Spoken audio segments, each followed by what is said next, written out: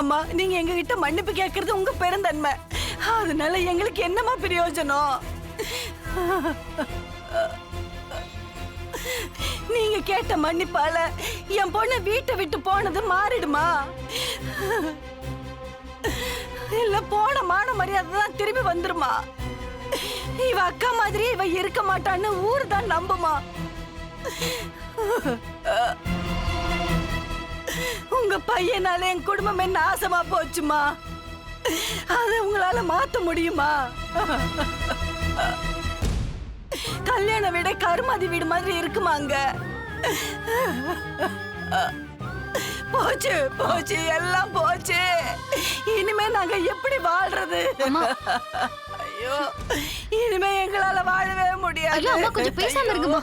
அம்மா வள்ளியம்மா அம்மா வள்ளியம்மா வள்ளியம்மா கதவு தரங்கம்மா. அம்மா அம்மா அம்மா தயவு செஞ்சு கதவு தரங்கம்மா. அம்மா கதவு தரங்கம்மா. கதவு தரங்கம்மா. வள்ளியம்மா அம்மா சொல்றத கேளுங்க. கதவு தரங்க. அம்மா ப்ளீஸ் மா கதவு தரங்க. அம்மா கதவு தரங்கம்மா. கதவு தரங்க. அம்மா ஏன் எல்லாரும் பதட்டப்படுறீங்க? நீங்க நினைக்கிற மாதிரி எதுவும் நடக்கல.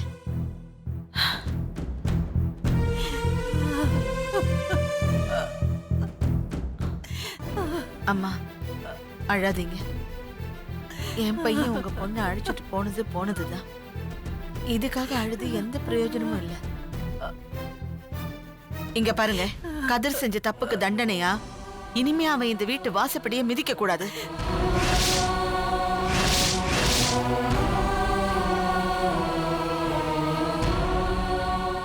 இனிமே இந்த வீட்டுல இருக்கிற யாரும் நான் உள்பட கதிர் கூட பேசக்கூடாது. என் பையன் செஞ்ச தப்புக்கு பிராயசித்தமா இது வரைக்கும் நீங்க வேலை செஞ்சுட்டு இருந்த தென்னந்தோப்ப நான் உங்க பேருக்கு எழுதி வைக்கிறேன். அது மட்டும் இல்லாம உங்க பொண்ணோட படிப்பு செலவு, கல்யாண செலவு எல்லாத்தையும் நானே ஏத்துக்கிறேன்.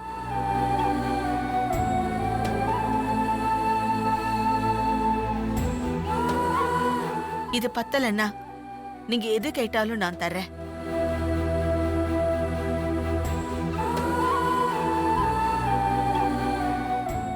என் பையனுக்கும் எனக்கும் எந்த உறவும் இல்லாம போனாலும் இனிமே நீங்க இந்த வீட்டு சம்மந்திதான்.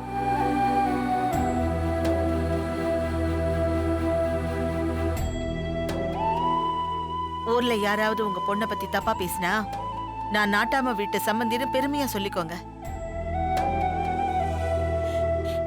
அம்மா மானமே போச்சு. இனிமே குடும்பத்தோட தற்கொலை பண்ணிக்கணும்னு நினைச்சிட்டு இருந்தோம். காப்பாத்திட்டீங்கம்மா.